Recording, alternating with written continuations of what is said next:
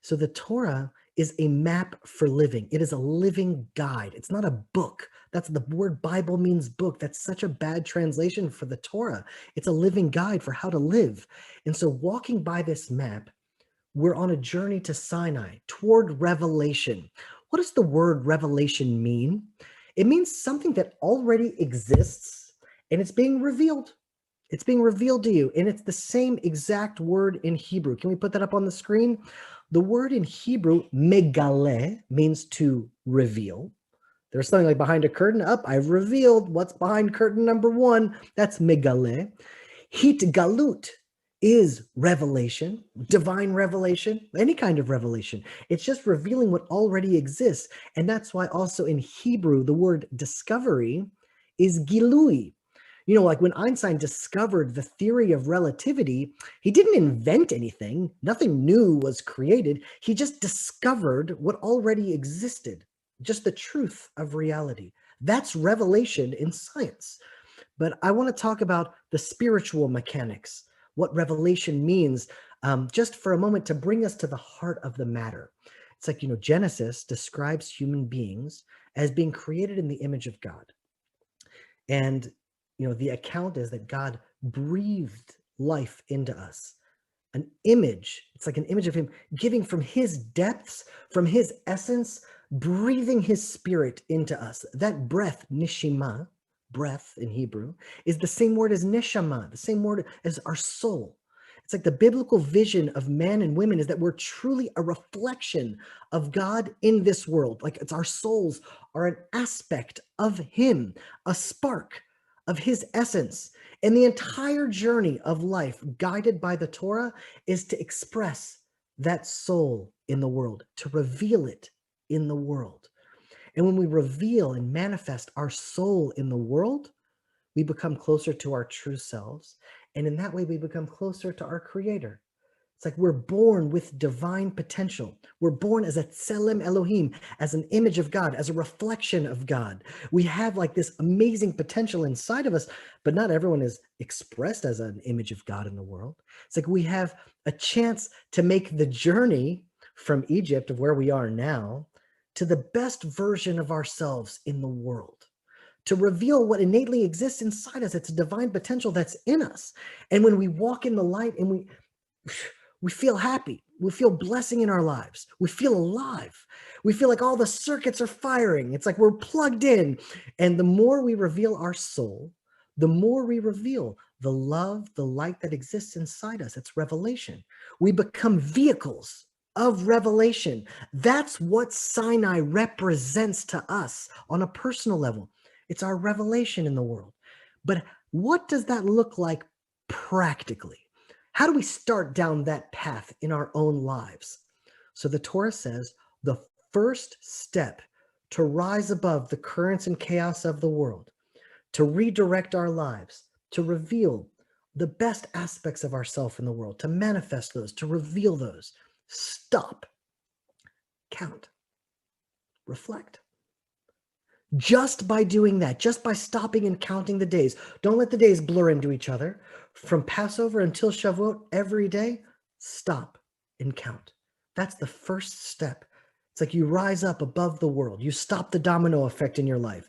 And in the act of reflection, you become a little bit more of a master of your own fate. You move away from the life of reaction to living a life of like a proactive life.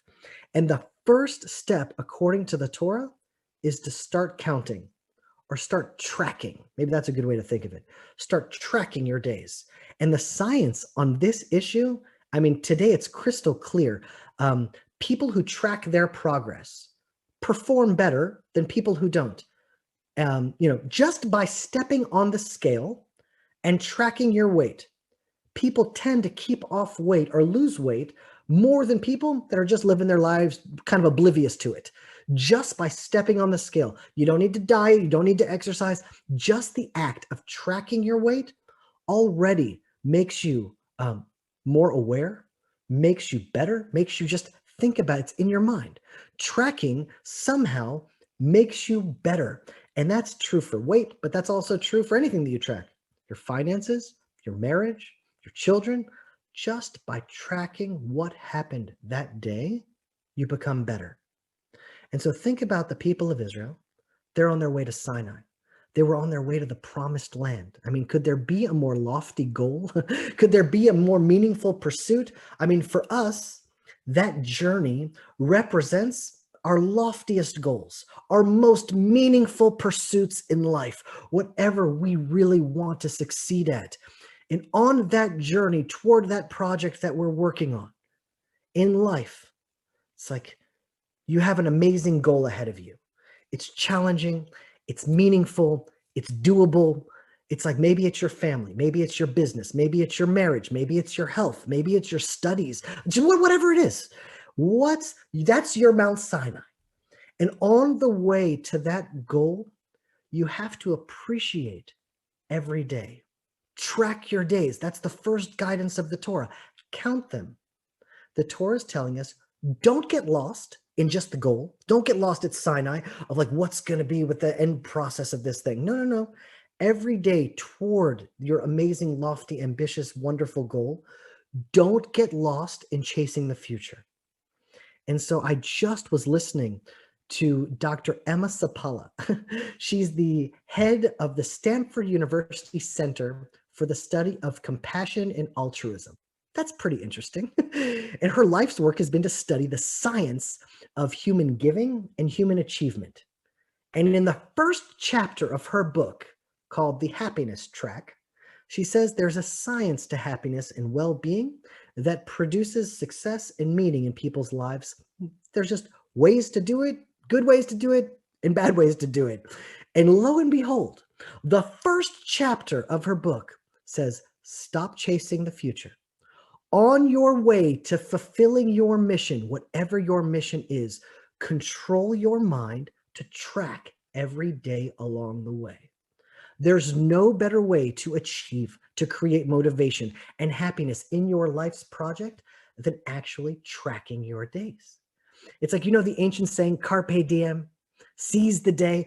I loved that saying in high school. I'd never heard of like a saying like that before. I was like, wow, I love that saying. But later I heard that seize the day is actually a poor translation for carpe diem. It's actually more like pluck the day. Like you don't need to seize the day or grab the day. You like pluck it like a ripe fruit. You want to taste from the tree of life? Just you need to pluck the day and then taste of it once a day to track your day every day on the way to achieving your goal. And I think that that's just amazing that the newest scientific studies in the top universities of the world bring us to the very same conclusion that the Torah points us to, written 3,000 years ago. It's like the deep wisdom and understanding of the spirit of man. The Torah guides us. Count your days. That's the optimal way to live, to grow and to flourish. Shalom, my name is Jeremy Gimpel. A few months ago, we started an online seminar teaching life-changing biblical wisdom revealed from the original Hebrew and straight from the mountains of Judea. With global instability on the rise, more and more people are turning to God, realizing now they don't exactly know where to look for guidance. The Bible says the guidance will come from the land of Israel. What started as an online seminar has grown into a global fellowship with hundreds of members from over 30 countries. We're participating in fulfilling prophecy as we learn the Bible through the eyes of prophecy, with a focus on what it's telling about us in our lives today. What you will discover is that the wisdom transmitted thousands of years ago is speaking directly to us in our time right now. Instead of learning the Bible as a religion, it's the Torah of Israel, the living guidance of God. So please join us for our next online gathering and get access to the full library of teachings that the Land of Israel Fellowship is offering. Join now and get an audio series on the prophecy encoded in the book of Joshua, absolutely for free. Just click on the link below or email fellowship@thelandofisrael.com. I don't know how you found this video or what compelled you to click on that link, but I don't believe in coincidence, and I would encourage you to take the next step on your journey toward the Land of Israel. I hope to see you at the Land of Israel Fellowship. Shalom.